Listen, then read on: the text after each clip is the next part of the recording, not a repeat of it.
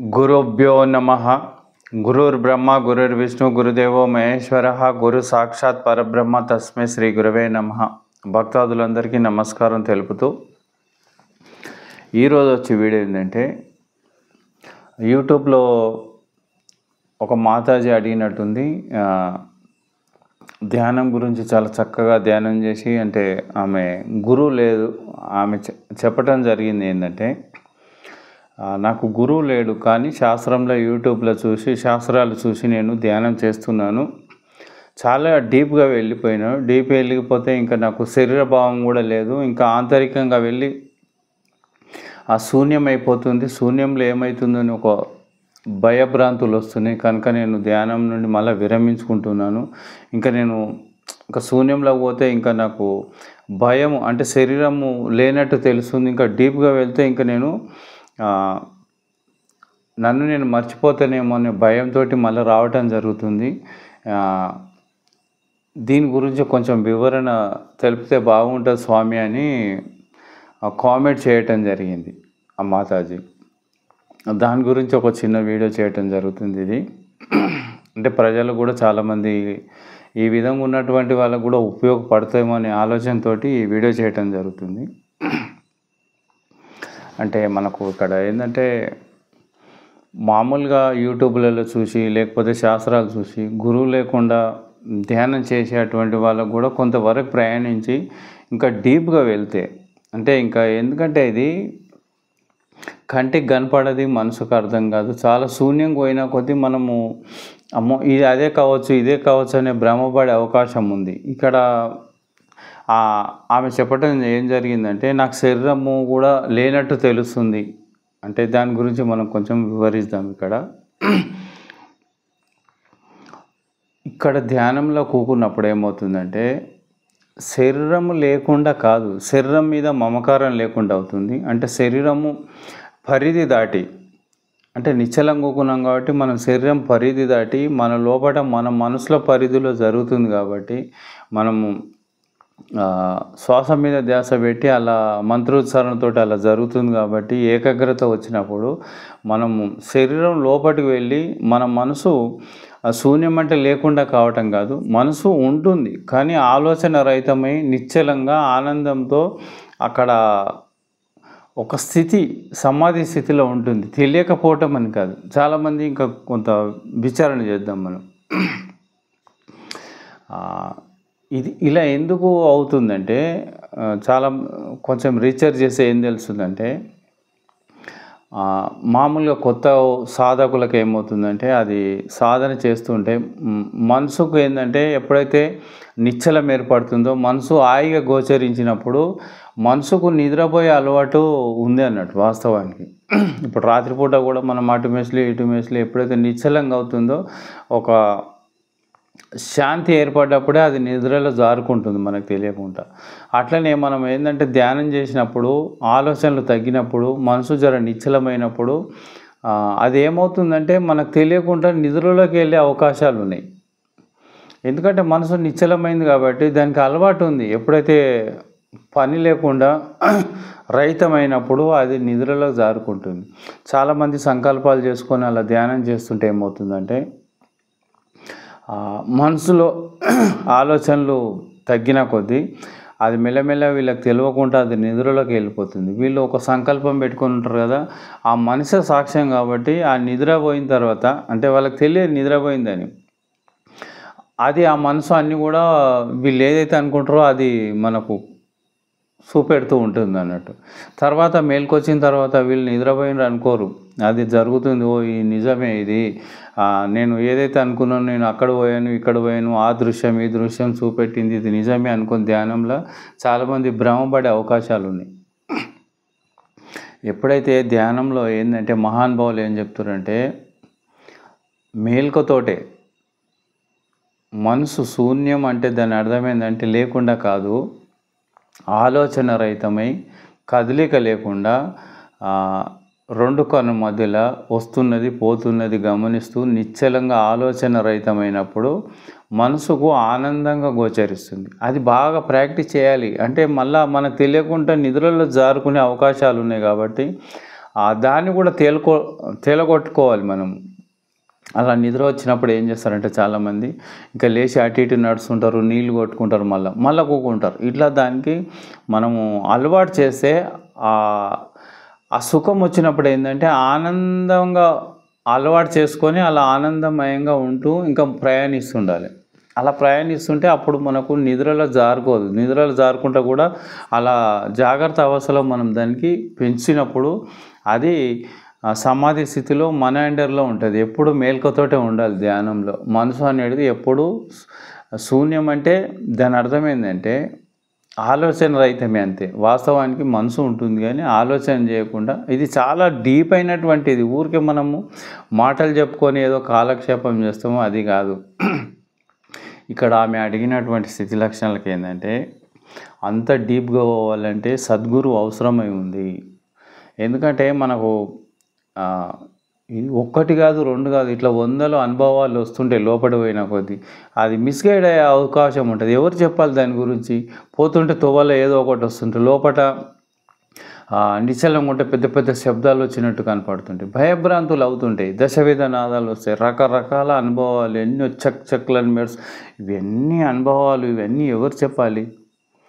సద్గురువు చెప్పాలి. ఇక్కడ ఏంటంటే సద్గురువు కూడా అవసరమైంది. ఈ రోజులలో గురువులు అని గురువు కాకముందుకే ఆ ప్రజ్ఞ లేకముందుకే చాలామంది తొందరపడి గురువు వేషాలు వేసుకుంటారు. కానీ వాస్తవానికి ఆ అనుభూతి వాళ్ళ లోపల పరమాత్మ అనుభూతి ఉండదు. అందుకని వాళ్ళు ఏం చేస్తారంటే ఆ మాటలతోటి వాళ్ళు ఆ శిష్యులను చేసుకొని అలా వాళ్ళు తిప్పుతూ ఉంటారు అన్నట్టు ఇంకా వాళ్ళు. ఎందుకంటే వాళ్ళు కూడా కొంతవరకు ప్రయాణించి ఇంకా సాధ్యం కాక ఇంకా ముందు పోలేక వాళ్ళు కూడా అందులో ఉండి తొందరపడి వాళ్ళు వేషాలు వేసుకున్నటువంటి వాళ్ళే గురువులు. నేను గురువులని అంటలేను. గురువు అనేది చాలా గొప్ప పదం ఇక్కడ ప్రపంచంలో. అంటే గురువురు బ్రహ్మ, గురువురు విష్ణు, గురుదేవో మహేశ్వర, గురు సాక్షాత్ పరబ్రహ్మ, తస్మే శ్రీ గురవే నమః. అంటే అనాదిలో మనకు మహానుభావులు ఎంత పెద్ద డిగ్రీ ఇచ్చి గురువు అంటే గురువు అయినా బ్రహ్మ అయినా విష్ణు వేరే కాదని. గురువే బ్రహ్మ, గురువే విష్ణు, గురుదేవో మహేశ్వరుడే. అంటే సాక్షాత్ పరబ్రహ్మ స్వరూపుడు గురువు. అంటే గురువు అంటే ఒక శరీరం కాదు, అంతటా నిండుకున్నటువంటి తత్వం ఏదైతే ఉందో, ప్రకృతి పరమాత్మ కలిసి మిశ్రితమై ఏదైతే ఉందో అది ఆధారభూతమైందో దానికి గురువు అని పేరు. ఆ ఆ లోపల ఉన్నటువంటి స్థితి లక్షణాలు ఈ గురువు గారు, శారీరకంగా ఉన్నటువంటి గురువు గారు పూర్తిగా అనుభవించి తానే పరబ్రహ్మ స్వరూపుడని తెలుసుకున్నటువంటి వాళ్ళకు గురువు అని నామం పెడతారు.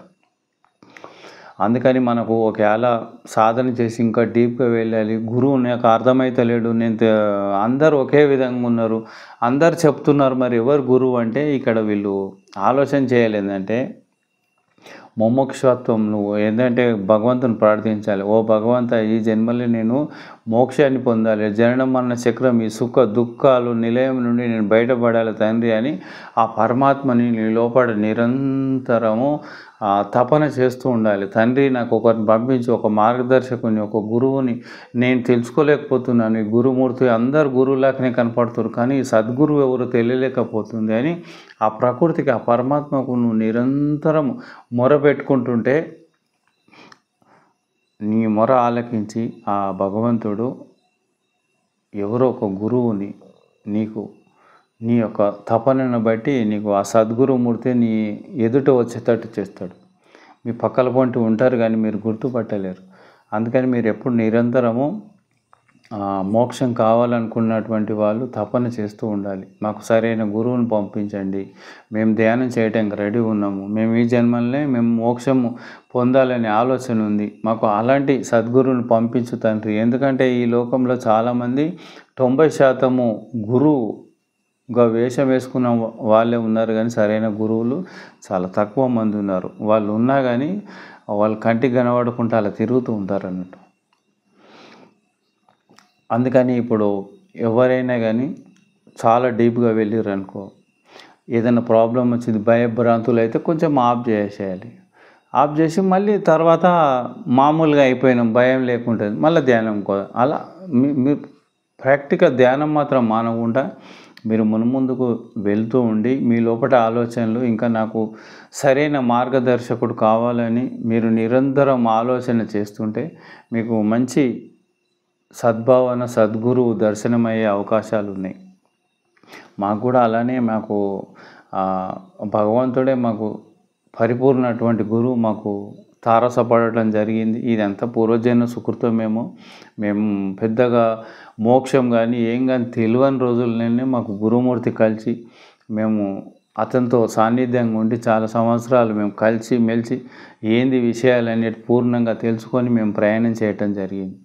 కనుక ఈ రోజుల్లో మనకు కేవలం బేస్ తెలియాలి, అంటే ఏంది తొవ్వ తెలియాలి క్లియర్గా. తొవ్వ తెలియకపోవటమే చాలామంది భ్రమలో తిరుగుతున్నారు. లోపల ధ్యానాలు ఎన్నెన్నో అనుభవాలు వస్తుంటాయి, కానీ అన్ని అనుభవాలు మనకు ఆ ప్రజ్ఞ లేక ఇది వాస్తవమా కాదా అనే ఆలోచన కూడా తెలియదు కాబట్టి భ్రమపడే అవకాశాలు చాలా ఉన్నాయి. కాకపోతే మీరు అడిగిన చాలా గొప్ప విషయం అది. ఎందుకంటే శరీరం కూడా తెలియకుండా అవుతుంది, మనసు శూన్యం అవుతుంది. మీరు అడగటం కూడా నాకు చాలా సంతోషకరంగా ఉంది.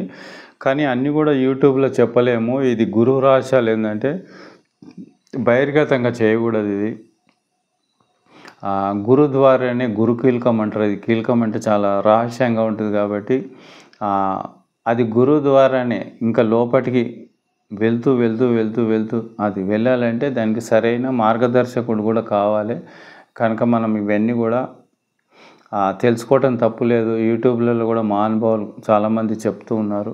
ఇంకా గీతమ్మ గ్రంథం కానీ అందరూ అవి చెప్తూ ఉన్నారు. కానీ దానికి సరైన మార్గదర్శకుడు కూడా ఉంటే ఇంకా బాగుంటుంది. ఎందుకంటే వాళ్ళు ఆల్రెడీ ముందుకు పోయి ఏ స్టేజ్లో ఏముందని వాళ్ళకి తెలుసు కాబట్టి, అంత అనుభవించి ఉన్నారు కాబట్టి మనకు ఇంకా సమయం వృధా చేయకుండా వాళ్ళు పర్ఫెక్ట్గా ఇంకా మీకు వచ్చింది ఈ విధంగా ఉంది, ఈ స్టేజ్ ఉంది, ఇంకా ముందుకు వెళ్ళాలని వాళ్ళు మనకు ఆ భ్రమ తీసుకుంటూ ముందుకు పంపిస్తూ ఉంటారు. ఇదంతా ఈజీ అయిన పదం కాదు.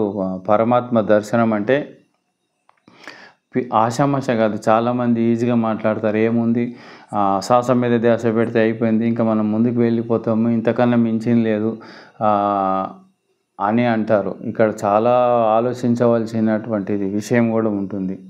ధ్యానము చేయటం ఎంత ఇంపార్టెంటో మన ఆచరణ కూడా. ఆచరణ అంటే నడిచే నడవడి కూడా చాలా మోస్ట్ ఇంపార్టెంట్ ఉంది. ఇప్పుడు ఉదాహరణకి ఒక కుండకు పొక్క పడితే మనం పైనుండి నీళ్ళు వస్తున్నది తెలుసు, కుండ రెండుతుంది అనుకుంటాం. అంటే ఇది కంటికి కనపడుతుంది కాబట్టి నీళ్ళు పోతున్న సంగతి తెలుస్తుంది. ఎందుకు రెండుతలేదు? కంటికి కనపడుతుంది కాబట్టి కింద చూస్తే నీళ్లు పోతూ ఉంటాయి. ఇప్పుడు ధ్యాన విషయంలోకి వచ్చే వరకు కంటికి కనపడదు, మనసుకు అర్థం కాదు. మనం ధ్యానం చేస్తుంది నిండుతుంది అని అనుకుంటున్నాం మనం భ్రమ చేత. కానీ నిండటం లేదు. పొక్క కొడితే ఏ విధంగా నీరు కారిపోతుందో మనం నడిచే నడవడి ప్రతిదీ కూడా మనం స్వార్థపూరితతో ఉంటాం. చాలామంది రజగుణంతో ఉంటాము. మనము నడిచే నడవడిని బట్టి కూడా నెగిటివ్ నడవడి ఉండి, లేకపోతే రజగుణము తమోగుణం నడవడి ఉంటే ధ్యానం చేసినప్పుడు కూడా అది కారిపోతుంటుంది, అంటే వ్యయం అవుతుంటుంది. పాజిటివ్ ఎనర్జీ కూడా కారిపోతూ ఉంటుంది అన్నట్టు. ఇంకా నువ్వు ఎన్ని రోజులు చేసినా అది కారిపోతుంటుంది. నువ్వు ఇక్కడ ధ్యానం చేస్తున్నావు, అక్కడ పారవోసేస్తున్నావు.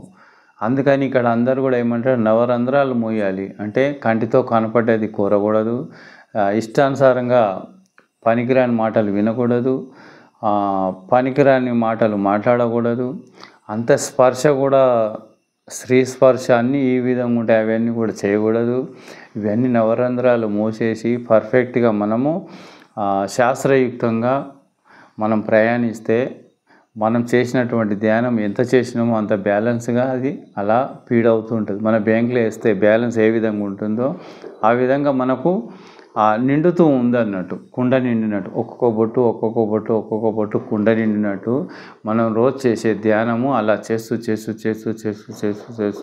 అది మన శరీరంలో ఎలా నిండుతుంటే అలా మన మనసు ప్రశాంతతకి ఏర్పడుతుంది. మన మనసు నిశ్చలంగా కనపడుతూ ఉంటుంది. ఎప్పుడు చూసినా కానీ వాడు ప్రసన్నంగా కనపడతాడు, వాడి మాట మధురంగా అవుతుంది. మార్పు అనేది సహజంగా అవుతూ ఉండాలి. ధ్యానంలో మార్పు జరుగుతలేదు అంటే మనకు కారిపోతుంది. మనం మేము ధ్యానమే చేస్తాం, తర్వాత అన్నీ మేము సంసారం చేస్తుంటాం, అన్నీ ఇష్టానుసారంగా నడుచుకుంటాము అంటే అది నిలవదు. అది ధ్యానము అంటే నీ లోపట రెండదు అన్నట్టు. నీ కుండలో నీరు ఎలా నిండుతలేదో పొక్క పడితే, అలా నీవు ఇష్టానుసారంగా చేస్తే ఈ శరీరం లోపట నీకు నిండదు అన్నట్టు పాజిటివ్ ఎనర్జీ.